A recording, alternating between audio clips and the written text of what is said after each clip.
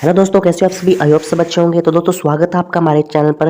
दोस्तों ये video class 10th के लिए बहुत ज़्यादा इंपॉर्टेंट होने वाली है। जैसा कि जो 8 अप्रैल को पंजाबी का एग्जाम होने वाला है, तो उसके लिए मैं आपको वेरी वेरी इंपॉर्टेंट क्वेश्चंस बताने वाला हूं। तो वीडियो को बिना स्किप किए एंड तक जरूर देखिएगा। ओके दोस्तों, मेरे पास एक पेपर है जिसमें कि कुछ इंपॉर्टेंट क्वेश्चन है। ओके, आपको मैं वही क्वेश्चन बताऊंगा जो कि इंपॉर्टेंट होगा। ओके, मैं एक पेपर लेके आया हूँ, तो दोस्तों एंड तक जरूर देखिएगा। और ये मैं आपको बता दूं आरबीएससी के लिए यानी राजस्थान बोर्ड के लिए है। तो बिना टाइम वेस्ट के चलिए स्टार्ट करते हैं। और आपको इसके साथ ये भी पता चल जाएगा कि पेपर किस तरह से आएगा। जी बिल्कुल सेम जो मैंने आप पेपर दिखा रहा हूँ ना, सेम ऐसा ही आएगा। तो सबसे पहले क्या आएगा दोस्तों, सबसे पहले प्रश्न आएंगे एमसीक्यू वाले। ठीक है, हेठ लिखे प्रश्न दे सही विकल्प दी चयन करो।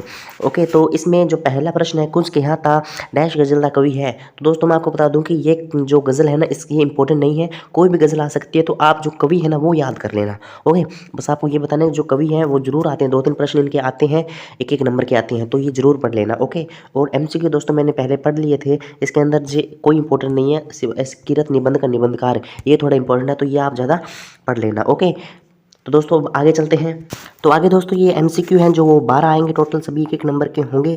ओके, इसके बाद में जो दूसरा प्रश्न होगा वो फिल इन द ब्लैंक्स रिक्त स्थान का होगा। ठीक है, यानी खाली थामा भरो। ठीक है, तो इसके अंदर दोस्तों जो गंगाधीन डैश बनाने का काम करता सी, ये इंपॉर्टेंट है, हालांकि वेरी वेरी इजी है लेकिन बहुत ज़्यादा इंपॉर्टेंट है। ओके, और आप सभी की रीडिंग ले लेना एक बार। और लेखक ने उस दी भैन नो जर्नली सड़क डैश लग दी सी, तो ये भी इंपॉर्टेंट है, दोनों पढ़ लेना। ओके, तो दूसरा प्रश्न सेम ऐसे ही आएगा, फिल इन द ब्लैंक्स के 6 फिल इन द ब्लैंक्स होंगे और 6 के 6 एक एक नंबर के होंगे, टोटल 6 नंबर के होंगे। ओके दोस्तों, आगे जो तीसरा प्रश्न होगा वो वेरी शॉर्ट आंसर का होगा, टोटल 12 प्रश्न होंगे, एक एक नंबर के होंगे। ठीक है, और दोस्तों जो इनके आंसर है ना वो आपको कुंजी में मिल जाएंगे। अगर ना मिले ना तो आप मुझे कमेंट कर सकते हो, मैं पीडीएफ बनाकर लिंक डिस्क्रिप्शन में डाल दूंगा। ओके, बिकॉज यार अभी मैं आंसर बताऊंगा तो टाइम भी थोड़ा ज़्यादा लग जाएगा, और टाइम बिल्कुल कम है हमारे पास, और वीडियो बहुत ज़्यादा लंबी हो जाती है वैसे। ओके, तो दोस्तों जो तीसरा प्रश्न है, 12 प्रश्न आएंगे, जैसे कि आओ से यो रल दियो नहीं बधाई, इसका जो कविता है ना, कवि की मतलब रचना है। तो दोस्तों मैंने आपको पहले कहा था कि जो सभी कवि है ना, सभी कवि है, गज़ल के कवि है, जो लेखक है, उन सभी के क्या है तुझे नाम याद कर लो बस। ठीक है, वो जरूरी है, रट लो, सारे ने रट लो, कोई इंपॉर्टेंट नहीं है। ओके, सारे दे रट लो। अगर दोस्तों तो इसके आगे मैंने आपको बता दिया कि टोटल 12 प्रश्न है, तो ये 12 प्रश्न है, इनमें से कुछ देख लेते हैं जो इंपॉर्टेंट है। दोस्तों जो ये इंपॉर्टेंट है ना, मैं आपको बता दूं कि सबसे पहले लेखक के नाम है, दोबारा बता रहा हूँ, लेखक कवि दे सारे नाम तुसी याद कर लो। ओके, आगे मिल्खा सिंह नू केड़े केड़े नाम नाल उपमा दी जाती है, दोस्तों ये इंपॉर्टेंट है। ठीक है, और आप ये पढ़ लेना, और सभी की रीडिंग जरूर ले लेना। एमी दी अन्या ने कहानी में लेखक ने उसकी भैन नू राजा ते रानी किहो जी वास्ते सन।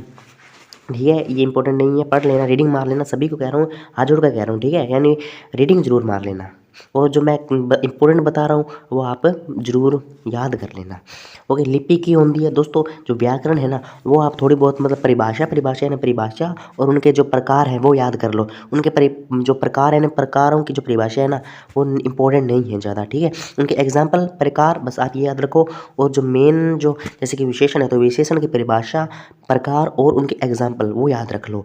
ओके, तो लिपि की होती है लगा कर किस नु आख ध्यान अध्यक दी वरतों की कदों की जाती है। ठीक है, तो इनमें से दोस्तों जो लगा कर है ना ये पूछा जा सकता है, और लिपि की होती है इंपॉर्टेंट है, थोड़ा बहुत तो आप पढ़ लेना। लिपि ये अध्यक उद्धक ना ये सारे पढ़ लेना, जो अध्यक और होते हैं जो लगाकर वगैरह ये सभी आप पढ़ लेना। तो दोस्तों ये टोटल 12 प्रश्न होंगे, 12 × 1 यानी सारे 12 नंबर के होंगे। आगे दोस्तों वो आएगा खंड ए आ जाएगा, यानी खंड जो दूसरा है वो क्या आ जाएगा कि हल करो। तो जैसे कि जो पैसेज की तरह ही होता है, तो इसमें क्या होता है कि जो इंग्लिश हिंदी के एग्जाम में भी आते हैं ये ना पैसेज वगैरह, तो इसमें ये आपको पूरा पढ़ के आपको आंसर देना, ये तो इन सिंपल है, आपको आता ही होगा।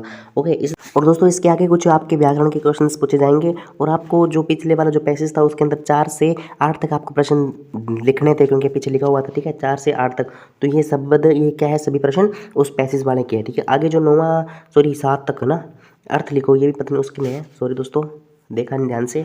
तो आगे 9वां प्रश्न है कि हेठ लिखे शब्दांत विरोधी शब्द लिखो। ठीक है, तो दोस्तों मैं आपको बता दूं कि विरोधी शब्द कौन से ही पूछे जा सकते हैं, कोई भी पूछे जा सकते हैं, इसमें मैं गारंटी नहीं लेता, बिकॉज ये यार इंपॉर्टेंट सभी इंपॉर्टेंट होते हैं। ओके, तो आप रीडिंग सभी की ले लेना। आगे 10वां प्रश्न है, और आपको बता दूं कि जो सेम ऐसे प्रश्न आएंगे सेम टू सेम, यानी 9वां प्रश्न विरोधी शब्द का ही होगा।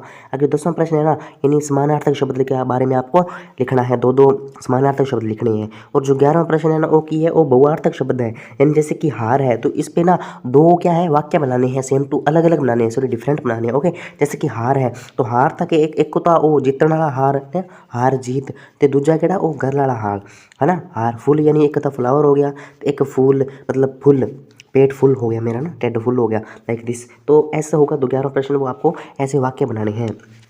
आगे जो 12वां प्रश्न है ना, वो क्या है कि मालवी उपभाषा बोलने वाले 4 जिले के नाम लिखो। तो ये मैं आपको कुछ नहीं कह सकता, इंपॉर्टेंट नहीं है ज़्यादा।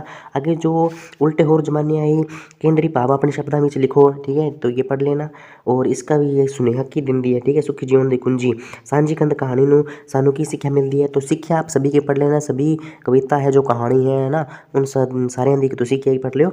जो शिक्षा है और कवि दे नाम लेखक दे नाम सारे तुसी पढ़ लियो। ओके दोस्तों, इसके बाद में आगे है खंड ई है आगे, ठीक है, यानी 16 से 19 तक ये क्या है, 4 प्रश्न होंगे और 3-3 नंबर के होंगे, 12 नंबर के होंगे। दोस्तों मेरी आवाज़ थोड़ी सी अलग दिख रही होगी, बिकॉज सुन रही होगी, बिकॉज यार थोड़ा बहुत मेरे को जुकाम वगैरह हो गया, तो इसके लिए सॉरी।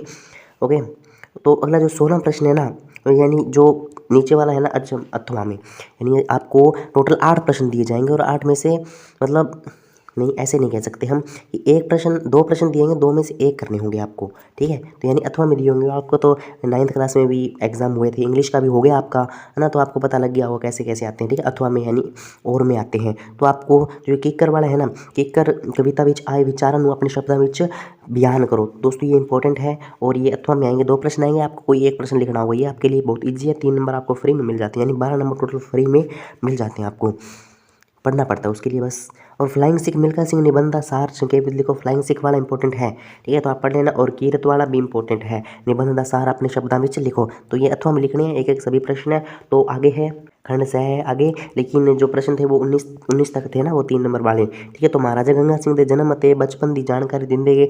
जो गंग नहर है ना, वो ऊपर संक्षेप टिप्पणी लिखनी है। तो गंग नहर पर क्या लिखनी है, टिप्पणी, तो आप ये पढ़ लेना। ओके, गंगा दीन के स्वभाव पर टिप्पणी लिखो। हाँ दोस्तों, ये मैं आपको बताना भूल गया, तो उसके लिए सॉरी कि जो गंगा दीन है ना, मतलब गंगा दीन नहीं पूछा जा सकता है, कोई और जो लेखक जो नहीं, जो चैप्टर है ना, चैप्टर के अंदर जो भी जिसके बारे में बात की जाती है ना, तो उसके लिए एक टिप्पणी पूछी जा सकती है। ये एक प्रश्न जरूर आएगा, ठीक है, यानी उसके स्वभाव के बारे में, कैसा था वो, कैसा था ना, तो उसके बारे में एक टिप्पणी पूछी जा सकती है। तो आप टिप्पणी पढ़ लेना सभी की, और मतलब उसके बाद उसके स्वभाव को पढ़ लेना, उसका स्वभाव कैसा था। आपने चैप्टर तो सभी पढ़े होंगे, तो आपको स्वभाव तो पता ही होगा, तो आपको वो लिखना है। ओके, इसके बाद में पेमे दे न्याणे या दुध दे छप्पड़ कहानी का सार अपने शब्दां विच लिखो।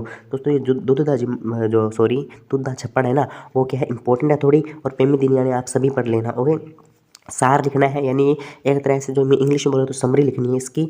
ओके, यानी पूरे चैप्टर में क्या हुआ था, पूरी कहानी में क्या क्या कुछ हुआ था, तो आपको लिखना है। इसके बाद में खंड से आ जाता है 20वां प्रश्न है, और इसमें क्या है कि हेडली के प्रश्न हल करो, ठीक है। तो इनके क्या लिखना है, हल करना, ये पढ़ के आपको हल देना है, हल करना है, इनको उत्तर लिखने हैं। और ये भी अथवा में होंगे, ठीक है, ये भी क्या होंगे, अथवा में होंगे। इसके आगे क्या है आपको दिखा देता हूँ, 21वां प्रश्न है इसके आगे की जो एप्लीकेशन लिखनी है, ठीक है, कोई भी आ सकती है, जरूरी काम की आ सकती है, ठीक है, हालांकि वेरी इजी है लेकिन आ सकती है।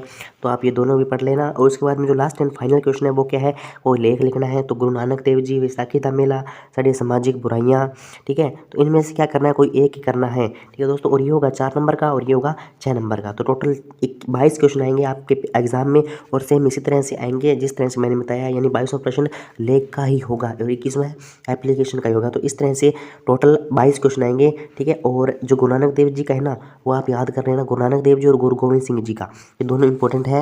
ओके, इस बार में भी कोरोना का भी आ सकता है, तो आप सभी पढ़ लेना। ओके, तो जो मैंने ये इंपॉर्टेंट क्वेश्चन बताए हैं, तो आप इनकी तैयारी करो और मैं नेक्स्ट वीडियो की तैयारी करता हूँ। क्योंकि जो ये पेपर है ना, इसमें कुछ चैप्टर हैं जो कि सिलेबस में नहीं थे ना, तो वो इसमें क्वेश्चन भी नहीं है। तो मैं आपको वो अलग जो चैप्टर रह गए हैं उनके क्वेश्चन जो इंपॉर्टेंट है वो मैं आपको नेक्स्ट वीडियो में बता दूंगा। आपको लिंक डिस्क्रिप्शन में मिल जाएगा। ओके, अपलोड करते ही मैं कम्युनिटी में डाल दूंगा। ओके, तो मिलते हैं अगली वीडियो में, तब तक के लिए गुड बाय।